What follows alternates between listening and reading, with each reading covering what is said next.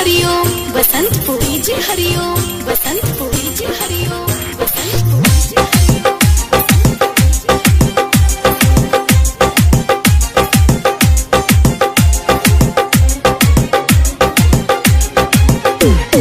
डोली तोरे डोली सुन डोली तोरे डोली जहिया पियावा के घर जाई रे, हई दीवाना वो दिन मर जाई रे।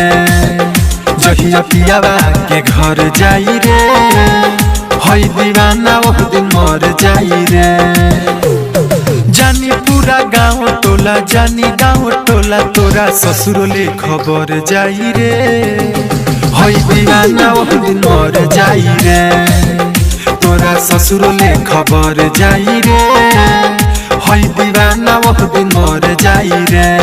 Mix by Aditya recording studio Gopalganj, Gopalganj.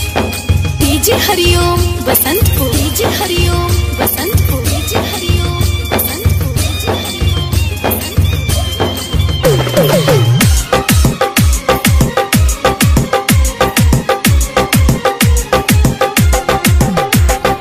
ऐसे सीता मुझे ढाईबे, बाद में बड़ी पछताईबे। चल जाइब छोड़ी के दुनिया, तब ते हुलरवा बहईबे। हाँ हाँ ऐसे सीता मुझे ढाईबे, बाद में बड़ी पछताईबे। चल जाइब छोड़ी के दुनिया,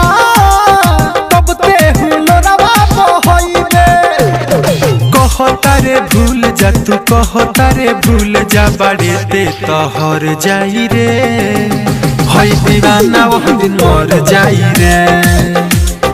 डोली तोरे डोली सुन डोली तोरे डोली जहिया पियावा के घर जाई रे, हई दीवाना वो दिन मर जाई रे।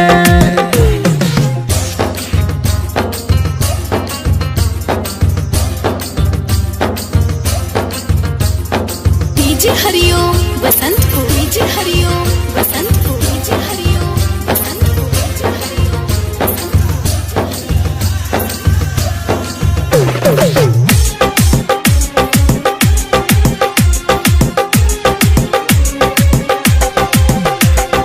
दोसर कौनो हथवा धारी, देखी के देह हमर जारी। तेही ना रहबे जीवन में जी के दीपकवा का करी।